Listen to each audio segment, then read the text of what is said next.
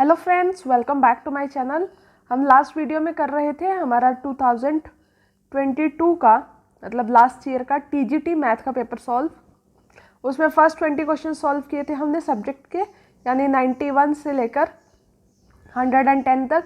Next 20 question इस video में cover करेंगे हम, तो टाइम नहीं वेस्ट करते और स्टार्ट करते हैं हमारा क्वेश्चन नंबर 111। इसमें हमें ये इक्वेशन दिया है, इसे सॉल्व करके आंसर बताना है। इसका सॉल्यूशन कुछ ऐसे होगा, जब हम इसे सॉल्व करेंगे तो हमारा आएगा 5/3। इसे सॉल्व करेंगे 7/5। सब्ट्रैक्ट सबको करना आता है, आप सब्ट्रैक्ट करें। इस तरह इसका आएगा 9/7। यहाँ पर आप देखो सीरीज बनती जा रही है, एक ये वाली टर्म सेम कटती जा रही है। इस तरह लास्ट में यहाँ पर नीचे 3 था तो यहाँ भी डिनोमिनेटर में 3 था, +2 करके 5 आया। सिमिलरली यहाँ 999 है, नीचे 999 +2 करके ऊपर टर्म आएगी। नीचे वाली टर्म्स सबकी ऊपर वाली टर्म से कटती जा रही है, तो यहाँ पर ऊपर वाली सबसे पहली टर्म बचेगी, सॉरी लास्ट वाली ये बचेगी। तो हमारे पास ये बच जाएगा 1001/3। ये हमारा ऑप्शन नंबर 3 हो जाएगा। नेक्स्ट क्वेश्चन, इसे सॉल्व करना है हमें, वैल्यू को, स्क्वायर रूट को। अब यहाँ पर अगर हम नोटिस करें तो ये सब डेसिमल फॉर्म्स में है, लेकिन किसी ना किसी के स्क्वायर्स हैं। इन सब का फर्स्ट ऑफ ऑल डेसिमल हटाएंगे। फिर 81 का स्क्वायर किसका स्क्वायर है? 9 का। 484 किसका स्क्वायर है? 22 का। सॉरी, हमारे यहाँ बहुत ज़्यादा वायरल फैला हुआ है, पता नहीं सभी जगह है या सिर्फ यहीं पर ज़्यादा होता है। 64 किसका स्क्वायर है? 8 का। और ये 25 का। इसको खोल लिया, कट किया और हमारे पास आंसर आ गया। अच्छा, यहाँ पर मैं आगे लिखना भूल गई, ये आ गया 99/100। तो ये बन गया 0.99। नेक्स्ट क्वेश्चन, यहाँ पर आपको साइन थीटा की वैल्यू दी है in first quadrant. First quadrant का लिखने का मतलब होता है यहाँ पर थीटा पॉजिटिव है, that's it. Then cos theta निकालना है। इसका यह मतलब भी होता है कि आप सारी आइडेंटिटीज यहाँ पर अप्लाई कर सकते हो, क्योंकि हम सेकंड, थर्ड और फोर्थ क्वाड्रेंट्स में सभी आइडेंटिटी अप्लाई नहीं कर पाते। यहाँ पर हम आइडेंटिटी यूज करेंगे sine square theta plus cos square theta equal to 1। तो यहाँ से हम कोस थीटा की वैल्यू निकालेंगे, ये आ जाएगी 1 minus sign square theta. Sign theta की वैल्यू पुट कर देंगे, हमारे पास आंसर आ जाएगा दिस। नेक्स्ट क्वेश्चन, इनमें से बताना है हमें कौन सा सबसे बड़ा है। देखो साफ ही पता चल रहा है, ये दोनों तो छोटे ही है, खत्म बात। इन दोनों की बात है, एक है 0.9, बार का मतलब है 0.999। कितना भी बढ़ाते जाओ, इसके पीछे कुछ नहीं आता मतलब 0। तो क्या बड़ा हुआ? ये बड़ा हुआ। तो this term is the largest. इसका सॉल्यूशन मैंने लिखा ही हुआ, देख लेना। यहाँ पर हमें नेक्स्ट क्वेश्चन में दिया हुआ है कि एक रेक्टेंगल है जिसका डायगोनल 8 सेंटीमीटर है। साइड और डायगोनल के बीच में जो एंगल है वो 30 डिग्री है। हमें एरिया निकालना है। ये ट्रिग्नोमेट्री का क्वेश्चन हुआ। डायगोनल दिया हुआ 8, एक्स और वाई दो साइड्स हैं। एक एंगल दिया हुआ 30। तो यहाँ से एक साइड निकल गई हमारी, ये फॉर्मूला लगा के, sine theta is equal to perpendicular by hypotenuse. यहाँ से x निकल गया हमारा, यहाँ से y निकल गया, और एरिया क्या होता है? x into y. तो ये आ गया हमारा एरिया। नेक्स्ट, इसको हमें p/q की फॉर्म में चेंज करना है। यहाँ पर हमें क्या करना पड़ेगा? हिट एंड ट्रायल थोड़ा लेना पड़ेगा, हम इस तरह से चेंज नहीं कर पाएंगे। यहाँ से जो टर्म आपको लगे उन्हें चेंज करो, और जो जिसका आंसर ये आ जाए वो आपका आंसर हो जाएगा। इन सबको जब आप सॉल्व करोगे तो इनमें यही आंसर्स आएंगे। ऑलमोस्ट सिमिलर है, जिसका मैच करे वो आपका आंसर हो जाएगा। इस तरह के क्वेश्चंस अगर आपको लगता है कि टाइम कंज्यूमिंग है तो इसमें आप छोड़ भी सकते हो। इस तरह के क्वेश्चंस आपको जरूरी नहीं है कि 60 क्वेश्चंस अटेम्प्ट करने हैं, आपको 60 में से 55 अटेम्प्ट करने हैं, इस तरह की उसमें आपके एटलीस्ट 45 to 50 मार्क्स बने। नेक्स्ट क्वेश्चन, आपको लेंथ और पैरामीटर की रेशो दी हुई है किसी रेक्टेंगल में, आपको उसकी लेंथ और ब्रेड्थ की रेशो निकालनी है। पैरामीटर क्या होता है, उसका फॉर्मूला होता है 2 into x plus y, where x and y are the two sides of the rectangle. तो एक्स प्लस वाई क्या हो गया 8, 5:16 दिया हुआ है। अगर हम मतलब हमारा x 5 है तो y 3 हो जाएगा। इस इक्वेशन के अकॉर्डिंग अगर हम x को 5 ले लें तो ये हमारा क्या हो जाएगा 3। तो यहाँ पर x रेशो 5 क्या, x रेशो y आ जाएगा 5:3। इसकी वैल्यू निकालनी है। इसका एक सिंपल सा फॉर्मूला होता है, जब हमें कोई भी टर्म इनफाइनाइट तक रूट्स पे ले जाया जाए तो हमें उस टर्म का मल्टीप्लाई लेना पड़ेगा। 5 इंटू 4 होता है ये, मतलब जो 2 में मल्टीप्लाई में आ जाए। अब 2 नंबर हुए, इसमें एक बड़ा एक छोटा। अगर यहाँ पर प्लस है स्क्वायर रूट निकालते हुए तो इस पूरी टर्म का स्क्वायर रूट बड़ा नंबर होएगा, यानी 5। अगर सपोज ये इक्वेशन माइनस में होती कुछ इस तरह, ये क्वेश्चन में नहीं पूछा पर मैं एडिशनल इंफॉर्मेशन साथ में देती रहती हूँ ताकि आपका टॉपिक कवर होता चला जाए। अगर यहाँ पर माइनस है तो फिर भी 20 क्या आएगा 5 इंटू 4, तो हम यहाँ पर स्क्वायर रूट लेंगे 4, इसका आंसर हो जाएगा। यहाँ पर आपको कोई भी टर्म गिवन हो, 30 गिवन होती तो उसका आंसर आ जाता प्लस में 6, क्या आएगा ये 6 इंटू 5 और माइनस वाले में 5। नेक्स्ट हमें ये दी हुई है एक एपी, हमें इसका सम निकालना है। तो एस एन क्या होता है, सबसे पहले हमें यहाँ ए एन दिया हुआ है, ए दिया हुआ है, हम यहाँ से डी निकाल लेंगे या एन निकाल लेंगे। एन चाहिए होगा हमें, डी तो हमें मिल ही जाएगा इस वाले टर्म से, दैट इज -3। एस एन का फॉर्मूला क्या होता है n/2 a plus A N, यहाँ से हमारा एस एन निकल गया। नेक्स्ट यहाँ पर आपको ए बी सी का एक एवरेज दिया हुआ है, वो है m। आपको इसकी वैल्यू निकालनी है, ये वैल्यू दी हुई है, आपको इसकी एवरेज वैल्यू निकालनी है। लेट्स सी कैसे निकलेगी। एवरेज वैल्यू मतलब a plus b plus c by 3 is equal to m। ये दिया हुआ है, ये दिया हुआ है, 2 इक्वेशंस बन गए आपके पास। आप इसका स्क्वायर कर लो, क्या आएगा a square plus B square plus C square plus this is equal to 9m square. हमें क्या करना है,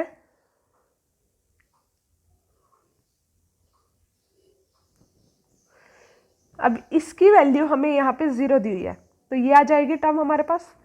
A square plus B square plus C square की वैल्यू क्या आ जाएगी, हमें क्या निकालना है A square B square C square का एवरेज, वो क्या होता है A square plus B square plus C square. कितनी टर्म्स है 3 डिवाइडेड बाय 3, मतलब इसकी वैल्यू निकालनी है। तो हम इस दोनों को 3 से डिवाइड कर देंगे, हमारे पास आएगा 3m स्क्वायर। नेक्स्ट हमें 2 स्फीयर्स का सरफेस एरिया का रेशो दिया हुआ है 4:9, उनकी वॉल्यूम का सरफेस एरिया रेशो निकालना है। ये वाला क्वेश्चन इतना कॉमन है, आपको शायद ही किसी पेपर में ऐसा होगा कि ये क्वेश्चन ना मिले। टर्म्स चेंज हो सकती है बट क्वेश्चन का फॉर्मेट यही रहेगा। इसमें सरफेस एरिया क्या होता है हमारा स्फीयर का 4πr², वॉल्यूम क्या होता है 4/3πr³ निकाल लेंगे हम यहाँ से r1/r2 की रेशो निकल जाएगी 2:3। स्फीयर के लिए हमें क्या चाहिए r1/r2³ की रेशो, दैट इज 8:27, वो आ जाएगा हमारा। कांस्टेंट टर्म्स हमें लेनी ही नहीं है। नेक्स्ट क्वेश्चन, यहाँ पर एक हाइट दी है कॉन की और रेडियस दिया है, हमें उसका कर्व्ड सरफेस एरिया और टोटल सरफेस एरिया दोनों निकालने हैं। कर्व्ड सरफेस एरिया क्या होता है πr into l plus r। l कैसे निकलेगा, l इस फॉर्म से निकलेगा 20 सेंटीमीटर, ये तो सबको ही होता है निकालना। कर्व्ड सरफेस एरिया क्या हो गया, फॉर्मूला में पुट कर देंगे सबकी वैल्यूज दिस, उसका बाद टोटल सरफेस एरिया निकाल लेंगे। यस, कैलकुलेट ही करना पड़ता है, ये तो इन चीज़ों को आप बिना कैलकुलेट के नहीं निकाल सकते। यहाँ से आपको x की वैल्यू फाइंड आउट करनी है, कैसे करेंगे, ओवरऑल एलसीएम ले लेंगे, आप सॉल्व करेंगे इस इक्वेशन को, सिंपल सॉल्व हो जाएगी। देखने में बड़ी लग रही है इक्वेशन, जैसे सॉल्व करोगे 2 स्टेप्स में सॉल्व हो गई है। यहाँ पे इसका सॉल्यूशन दिया हुआ है, हमारा x निकल जाएगा -3। नेक्स्ट क्वेश्चन में हमें बोला है length of diagonal of a square is a। किसी स्क्वायर का डायगोनल दिया हुआ है जिसकी लेंथ है a सेंटीमीटर, तो हमें उसका एरिया निकालना है। इसका आंसर होएगा दिस। ये एकदम क्या बोलते हैं,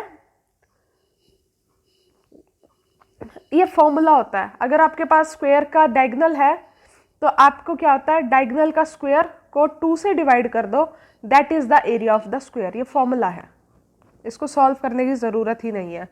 फिर भी आपको सॉल्व करना है, this is the way to solve.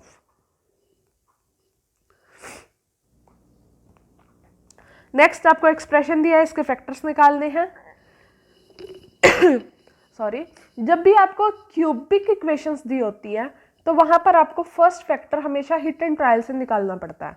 और हमें 8th स्टैंडर्ड में 7th स्टैंडर्ड में सिखा दिया जाता है कि हिट एंड ट्रायल में पहले पुट करके देखो 0, यहां पर 0 सेटिस्फाई नहीं कर रहा है, देन पुट करो 1 और -1 अकॉर्डिंग टू योर चॉइस।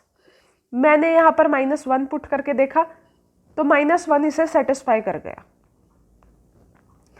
मैंने पुट करा -1 तो ये सेटिस्फाई कर गया, तो इसका फैक्टर क्या बना, x इज इक्वल टू -1, यानी x + 1 is equal to 0 is the factor of this equation. एक फैक्टर निकल गया। फिर मैंने 2 पुट करके देखा, 2 इसका फैक्टर नहीं था। मैंने ऐसा क्यों किया, हिट एंड ट्रायल इसके बाद भी क्यों लिया, क्योंकि मेरे पास ऑप्शंस थे चूज करने के लिए। अब मुझे पता है x + 1 एक फैक्टर है, यानी this term is also cancel out, this is also cancel out. अब मेरे पास एक तो ये ऑप्शन बचा, एक ये ऑप्शन बचा। इनमें से मैं किसी एक को भी चेक कर लूंगी तो मुझे पता चल जाएगा कि कौन सा सही है और कौन सा गलत।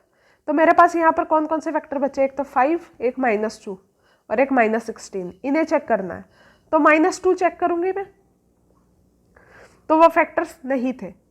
तो इसका मतलब this is the factor. Simple सी बात है, जब -2 इसका फैक्टर नहीं है तो ये भी इसका आंसर नहीं हो सकता। जब 3 ही कैंसल आउट हो गए तो एक ही बचा ना, वो ये हो गया। वरना इसके बाद प्रोसीजर थोड़ा लंबा जाता है, कैलकुलेटिव पार्ट पे इतना जाने की ज़रूरत नहीं होती, क्योंकि आपको पेपर सॉल्व करना है। आपको ये नहीं दिखाना कि आपको स्टेप्स आते हैं नहीं। आपको इन पेपर्स में अब स्टेप्स के नंबर नहीं मिल रहे हैं, आपको किसी भी तरीके से सॉल्व करो, बस आपका आंसर करेक्ट होना चाहिए। नेक्स्ट, ये वाला तो मुझे नहीं लगता मैथ्स का पार्ट है, बट ये जो आप क्वांट्स पढ़ते हो ना, उसका पार्ट है ये question. A can do a piece of work in 4 hours। कोई ए है जो 4 घंटे में काम करता है, बी और सी उसे 3 घंटे में करते हैं, ए और सी उसे 2 घंटे में करते हैं। बताओ बी कितनी देर में करेगा। सिंपल सी बात है, हम निकाल लेंगे 1-1 घंटे का काम। ए उसे 1 घंटे में कितना काम करता है, 1 घंटे में 1/4, क्योंकि 4 घंटे में काम कर रहा है ना, तो 1 घंटे में उसका चौथाई काम ही करेगा ना।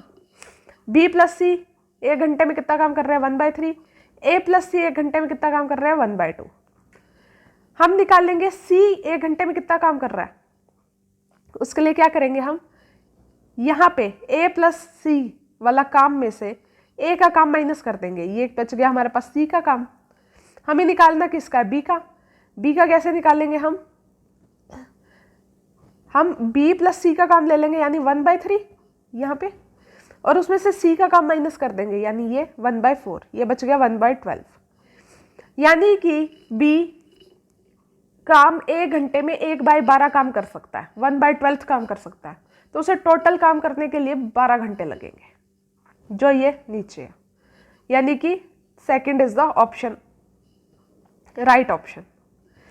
आपको यहाँ पर क्या दिया हुआ है, क्वाड्रेटिक इक्वेशन दी हुई है नेक्स्ट क्वेश्चन में, और यहाँ पर आपके इसको रूट्स फाइंड आउट करने हैं। कैसे फाइंड आउट करेंगे, या तो आपका सिंपल तरीका है, इसको तोड़ लो, इक्वेशंस बना लो, इस तरह रूट फाइंड आउट कर लो। वैसे ये ही जो फॉर्मूला है, ये वाला जो मेथड है, ये सबसे इजी मेथड होता है अगर बनते हैं तो। अगर नहीं बनते हैं फिर आपको दूसरे मेथड्स पे जाना पड़ता है। तो इस तरह से इसे सॉल्व करेंगे, इसके 2 रूट्स आ जाएंगे 10। क्वेश्चन नंबर 128, आपको बताना है which statement is true about this equation. कौन सा स्टेटमेंट ट्रू है, तीनों ही ट्रू है। अगर 2 रूट्स अलग हैं तो ये जो डिस्क्रिमिनेशन है, यानी कि b² - 4ac वो 0 से बड़ा होगा। अगर वो 0 के इक्वल है तो दोनों रूट्स रियल हैं और इक्वल हैं। अगर नॉर ये 0 से छोटा है तो कोई इमेजिनरी रूट्स आएंगे, यानी कि नो रियल रूट्स, यानी all the above are right. Next question, last question of the video. इसमें हमें पूछा है, ये इक्वेशन दिया है, x की वैल्यू निकालनी है। सबसे पहले हमें पता है 196 इज द स्क्वायर ऑफ 14, तो इसे सॉल्व कर लेंगे विद डेसिमल। यहाँ पर आ गया 400, इसे सॉल्व करेंगे, x क्या आ जाएगा 560। इसके बाद हमारे 20 क्वेश्चन और रह गए हैं इसी पेपर के, वो सॉल्व करने के बाद मैं एक टीजीटी साइंस का पेपर भी अपलोड करती हूँ। अब टीजीटी साइंस के पेपर में प्रॉब्लम ये है कि उसमें जो 60 क्वेश्चंस हैं उसमें से 1/3 part is the physics portion. मैं सिर्फ फिजिक्स पोर्शन सॉल्व करा सकती हूँ क्योंकि बायो मैंने बहुत पहले छोड़ दी थी, तो बायो से तो मेरा कोई लिंक ही नहीं है। और केमिस्ट्री अब मैं प्रैक्टिस नहीं करती हूँ तो मेरा टच इतना, मतलब प्रैक्टिस नहीं है तो इतनी अच्छी नहीं है इस टाइम पे, तो मैं उन चीज़ों पे इतना प्रेफर करती नहीं। मैं सिर्फ अपने सब्जेक्ट का करवा सकती हूँ उसमें। अगर आप लोग करना चाहते हो और आप लोगों का रिस्पॉन्स अच्छा है टीजीटी के लिए, for obviously TGT science physics portion, तो मैं उसमें से वो क्वेश्चन सॉल्व करवा सकती हूँ। 60 क्वेश्चंस होते हैं सब्जेक्ट के, उसमें अप्रॉक्सीमेट 20-25 क्वेश्चंस बनेंगे फिजिक्स के, और वही रिपीटेड टॉपिक्स है। अगर आपने 5-6 पेपर भी सॉल्व कर लिए तो आपका फिजिक्स पोर्शन कहीं नहीं जाएगा, वो आपको स्क्रीनिंग में भी काम आएंगे और एचटेट में तो ऑब्वियस है काम आएंगे ही आएंगे। साथ में उनके जो क्वेश्चन करवा रही होंगी, साथ साथ जो उनके एडिशनल, जैसे इसमें कुछ आ जाते हैं ना कि उनकी एडिशंस में भी मुझे साथ साथ फॉर्मूला या थोड़ा बहुत इधर उधर बताना होता है, वो बता दूंगी। तो अगर आप चाहते हो कि स्क्रीनिंग से पहले वो सारे पेपर सॉल्व करना, तो प्लीज़ कमेंट्स में थोड़ा अच्छा रिस्पॉन्स दीजिए ताकि मैं उस पर भी काम करना स्टार्ट कर सकूं। अदरवाइज टीजीटी मैथ तो स्टार्ट कर ही दिया है मैंने, तो वो सारे पेपर 2016 से 2022 तक के सॉल्व करवाई दूंगी मैं विद इन 1 और 2 मंथ्स, ताकि नेक्स्ट एचटेट आने से पहले आपके पास सारे टीजीटी मैथ्स के पेपर सॉल्व हो। Thank you and please continue watching the videos and please do respond in the comment section. Thank you.